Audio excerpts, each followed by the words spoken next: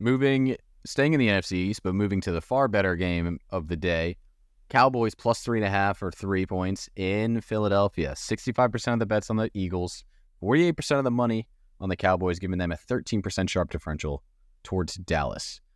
Before I go a little bit biased, Andy, I'll let you speak on this one.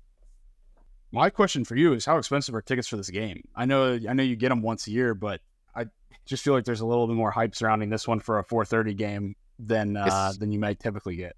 I was looking at the Eagles prices for the next couple of weeks, and shit tickets are still like $350 for all of these next games. We're going into a horrible slate where we play the Cowboys, then we have a bye, and we play the Bills, the Chiefs, the Cowboys again. This is a tough slate of games for us here. So it's big in Philadelphia media right now of how many games can they win and how many do we need to win in order to think that we're fine for the number one seed. So this is definitely not a game the Eagles are overlooking. And I'll just say right now, I think the Cowboys are a little bit of frauds right now. I don't think they have the capacity to hang with where the Eagles stand right now. I'm very worried about Jalen Hurts' leg. And the only thing that does worry me is the little bit of injuries that we're having on the offensive line. Lane Johnson did not look good in the Commanders game yet.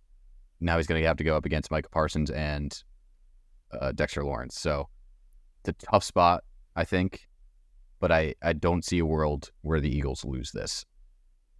Yeah, to your concern about Jalen, I totally agree.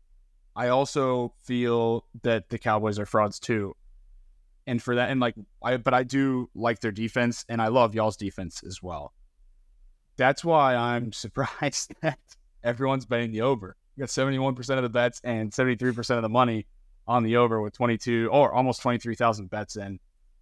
I'm going to go ahead and lock in under 47 as an official play because I think that this is going to be a slugfest divisional matchup, as well as some concerns around Hurts' health, some concerns around Dak, not his health, Dak's competence, and especially big games, and the nature of the beast here that we do have two pretty damn good defenses going head-to-head in a 4:30 slot. I'll go with the under 47 here. I really, really like this spot.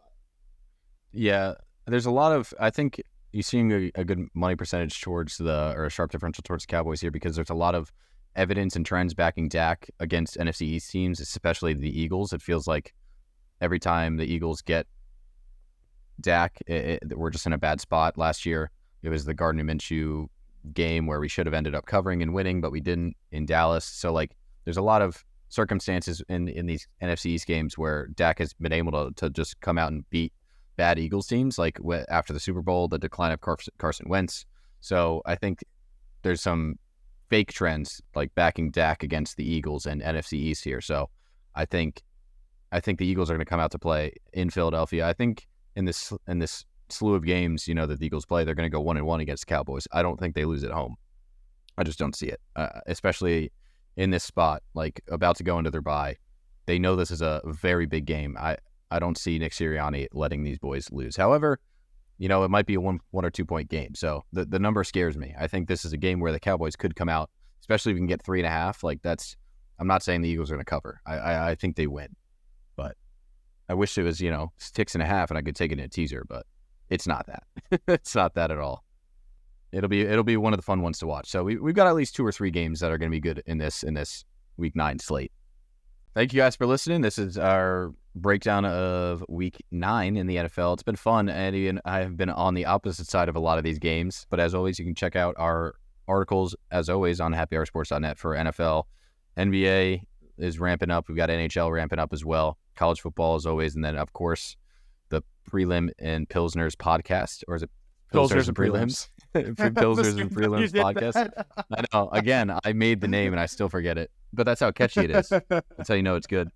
We just got done recording for UFC Sao Paulo last night. You will see that. Well, that'll be out by the time this podcast comes out. So definitely go check us out. We previewed every single fight on that card, besides the one that got nixed with Elvis Brenner, where he got a different opponent. As well as be sure to check us out for hockey content. I know DJ touched on it, but we've got 3 dedicated hockey writers now on the site, and they are super fired up about hockey being back. And they're writing some cool pieces. It's not just betting stuff. There's a lot of opinion stuff on there too, where I feel like if you guys go and read their stuff and want to chime in too, definitely find them on Twitter and where they post a lot of their content and join that conversation. So couldn't be more excited about what's going on, to your point, Deej, and couldn't be more excited to bounce back in week 9 either.